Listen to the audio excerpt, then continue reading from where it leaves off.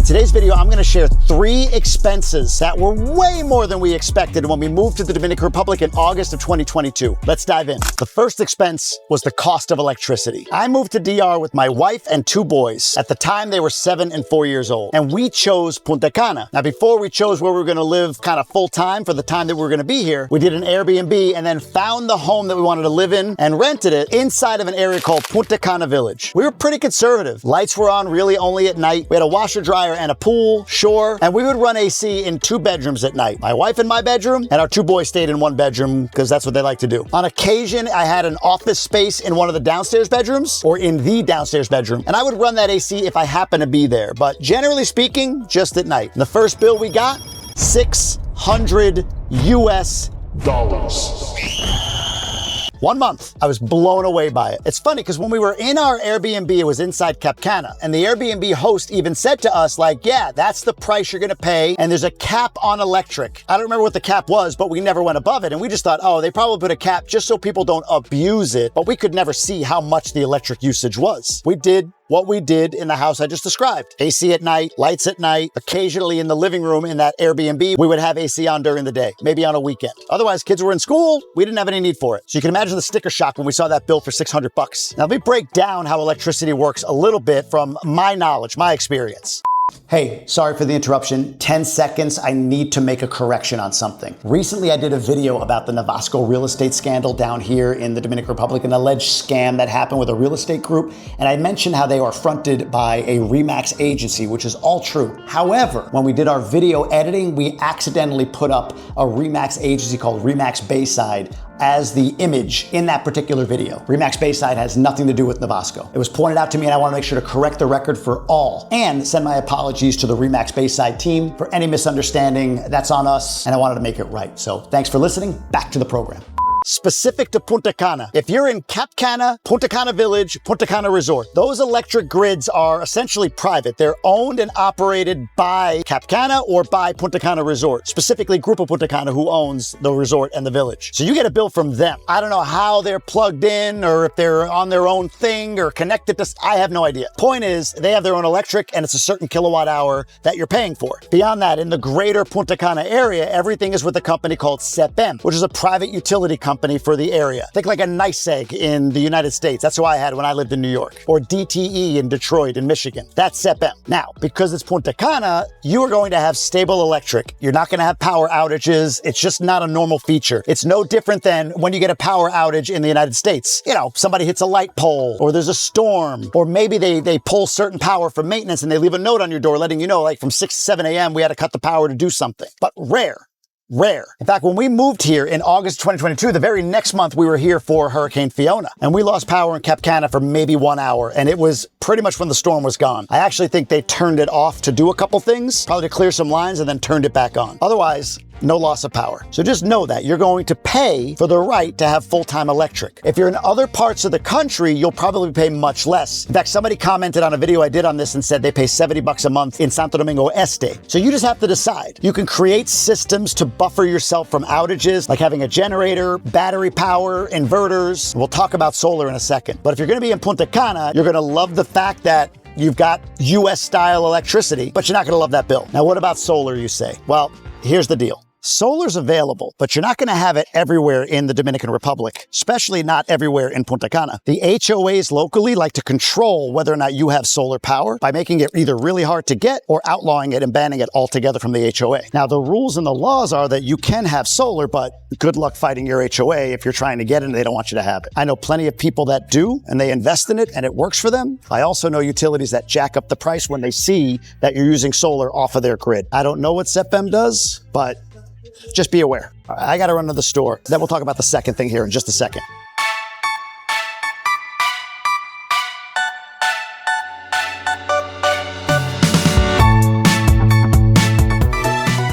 All right, out of the store, number 2. The second thing that cost us more than we realized. Everything private. If you're moving here from the United States, Canada, Europe, then you're not going to want to be part of the public education or public medical system. Look, there's some folks that watch me that say, oh, you think the Dominican Republic is perfect? Never. Lots of things that could be better, but it's perfect for us. That I'll always maintain. That said, when we first figured out how much we were going to need to spend for private health insurance and for private education for our 2 kids, it was a lot.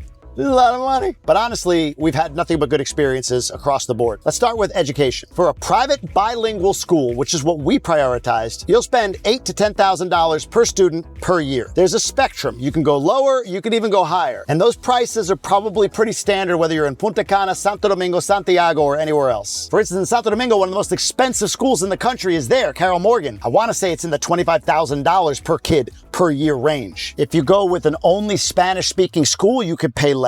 On the bilingual school side, I think the least expensive one I know of might be Bavaro Innovation, fully US accredited, K through 12 school. And the most expensive is Heritage, same. K through 12, US accredited. But you're going from maybe like $5,000, $6,000 per student on the low end to $15,000 to $18,000 per student on the high end between those two schools. And then there are 5 or 6 other schools in between that fit that 8 to 10K per year per student deal. Now, normally they offer either a monthly or a quarterly or a biannual payment plan. You could do all of those, but overall you'll pay more. So we just pay in full every year. And typically the tuition is due for the following year, somewhere between February and April. In the US, you have property taxes if you're in a great school district that pay for a decent public school. Here, that's your property tax. Plus property taxes if your property is worth more than $170,000 a year.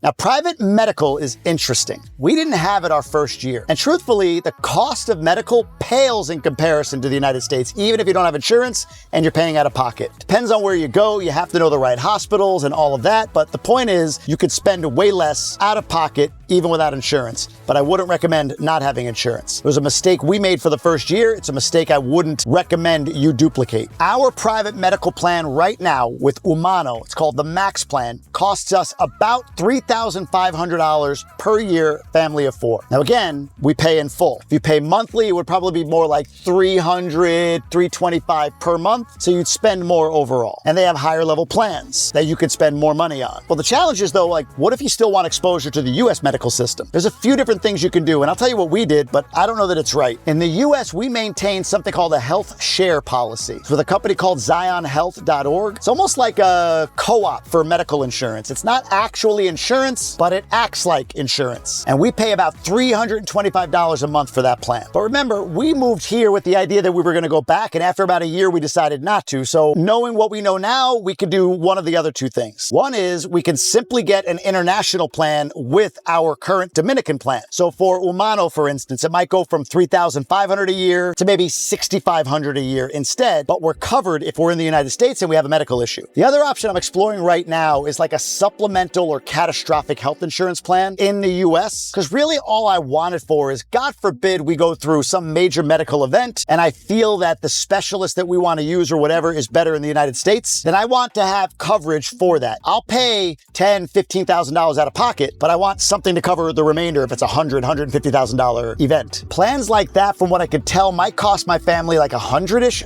a month, maybe a little bit more. Still less than the $325 we're paying, and less than if we do a full international plan with Umano or Universal or any other company here in country. And don't get me wrong, there are great doctors here, especially in Santiago and Santo Domingo. I'll double down on Santiago. They've got an incredible medical infrastructure there. Holmes Hospital, the new hospital that was just built, I can't remember the name of it. They're all great, modern, great doctors. I know people that fly into Santiago specifically for the specialists that they're dealing with. That said, the US has great specialists too. But look, our allergist for our kids is in Santo Domingo. He's got the kids on immunotherapy to build tolerance for their, I guess they're not truly allergies, but their reaction to allergens. They don't go into anaphylactic shock or anything like that, but they get stuffed up, they get inflamed. This dude's Dominican. He was educated at Columbia University 30 years ago or whatever, and he was a pediatrician in New York City forever. Moved back to Santo Domingo, opened his practice, and he focuses on allergies. He's great.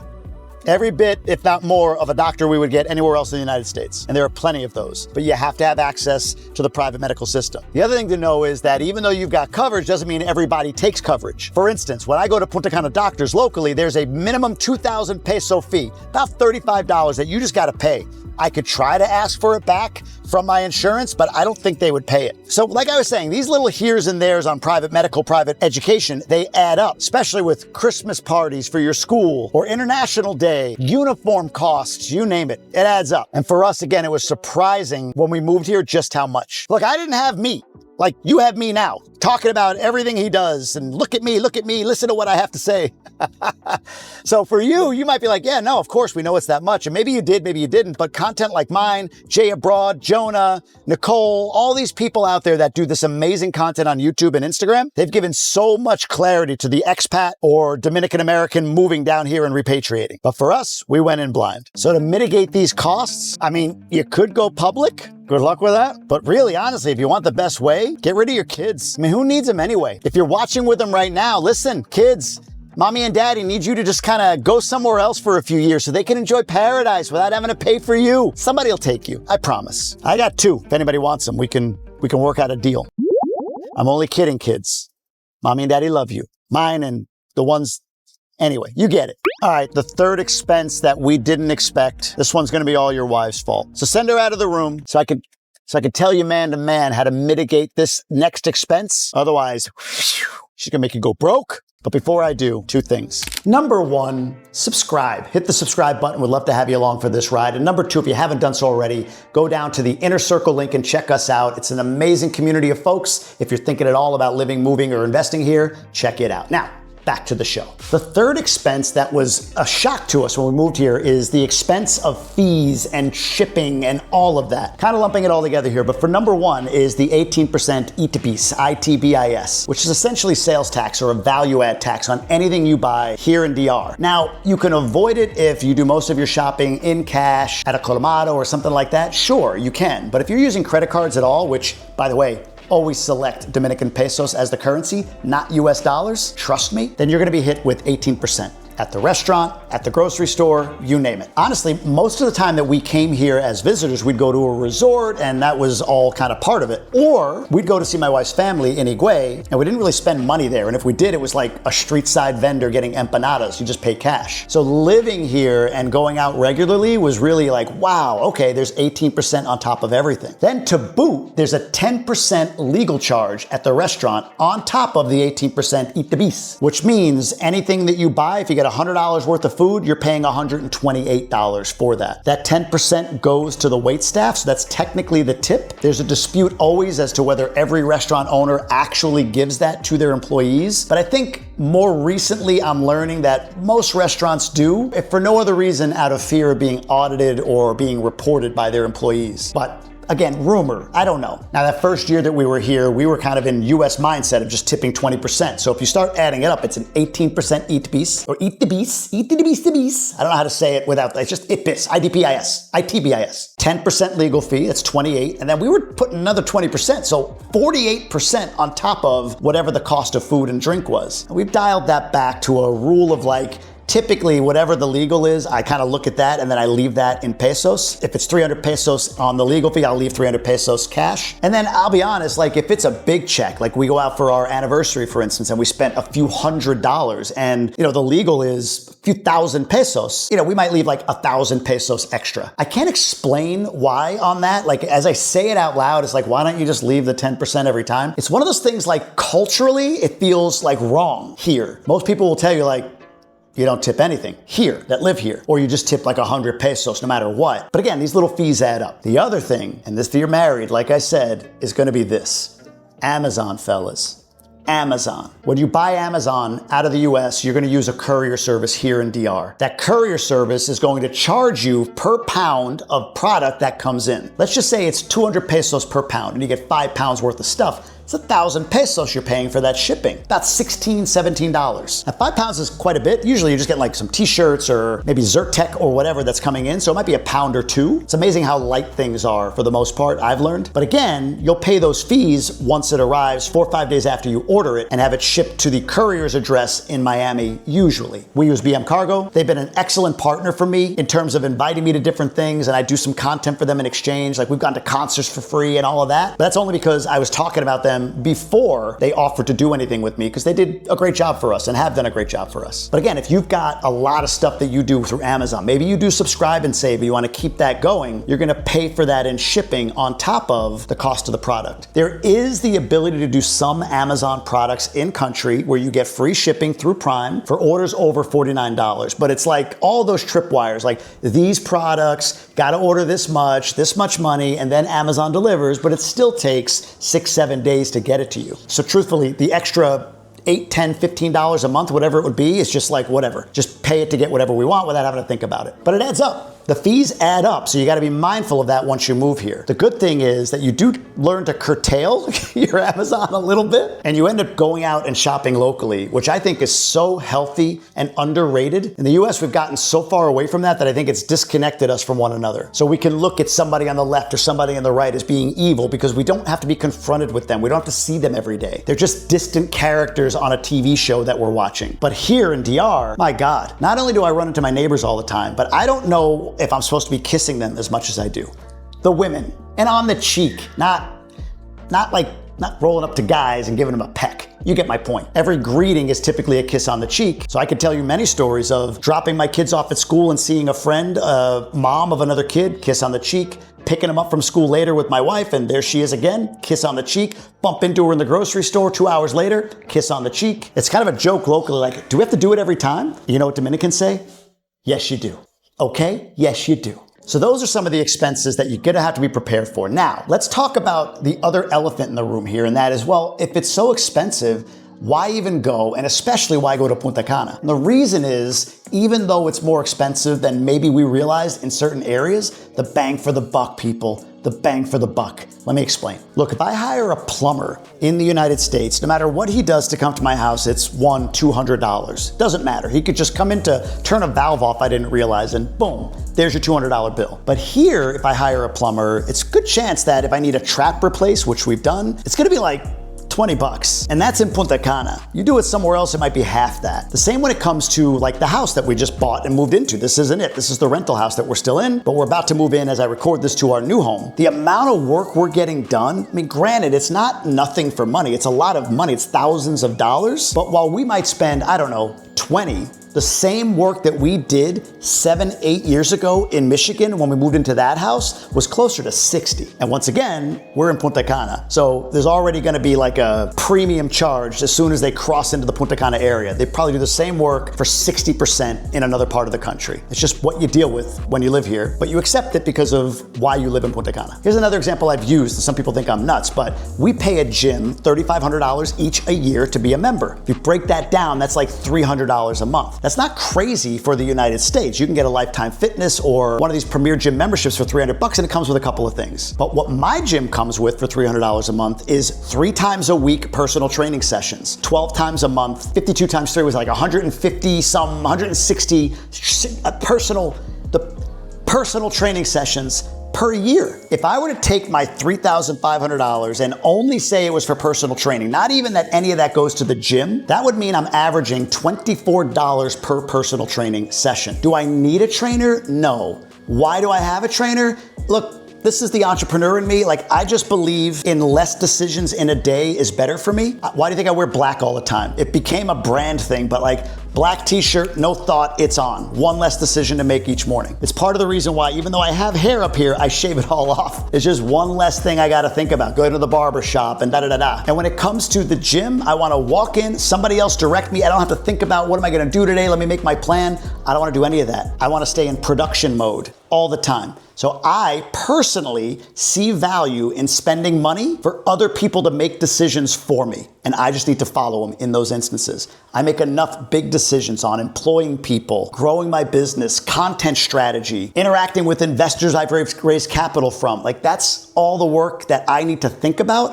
I go to the gym, somebody else thinks about my workout. Plus, they're gonna make it harder than I am. I know that I'm gonna be fiddling with my phone or whatever, and I just need that accountability, so I'm willing to pay for it. But again, if I were to do that in the States 3 times a week, that's $75, $100 for every single session. And if again, the $300 a month or $3,500 a year only went to personal training here, that would be $24 a session. But even $50 a month toward just membership in the gym, what would that be? 50 times 12 is $600, would be like $2,900. That's like $18 a session. You get my point? The dollar goes further. You don't have to spend that money. Somebody right now is commenting like, $3,500 in the Dominican Republic for a gym? That's ridiculous, bro. That's rich people stuff. Okay, I'm not saying you need to do it. I'm saying that if you do, know that you're getting more for that dollar than you would in the US. Here's another example. In the US, we had cleaning ladies that would come in once a week and they got paid like $200. That's like $800 a month for them to come in once a week. And for them to come in once a week meant that we needed to clean everything up before they cleaned. We had to declutter and organize the house so they could clean the house. It's like going to the dentist. I always want to show up with like a mouthful of Oreo, just like all over me, like, hey, I'm here for you to clean it, dentist. Yeah, whatever. We also spend $800 a month here. But here's the difference. That $800 a month here pays $600 for a weekday lady, $200 for a weekend lady to do all of our cooking, our cleaning, our laundry, doing it, folding it, putting it away, and even watching our kids for date night. We just adjust schedules, and that's part of their pay. So you get my point? The dollar goes further. You could spend the same amount as you are in the US. You could spend less as you are in the US. I guess you could spend more depending on what lifestyle you choose. Net, we're probably spending a little less here than we did there, but getting way more value for that money. It makes me a more efficient entrepreneur and business owner. It makes me a better creator. It makes me a better husband and even a better father, except at night when I'm tired and just done with those damn kids. Offer still out. Anybody wants them? I'm kidding.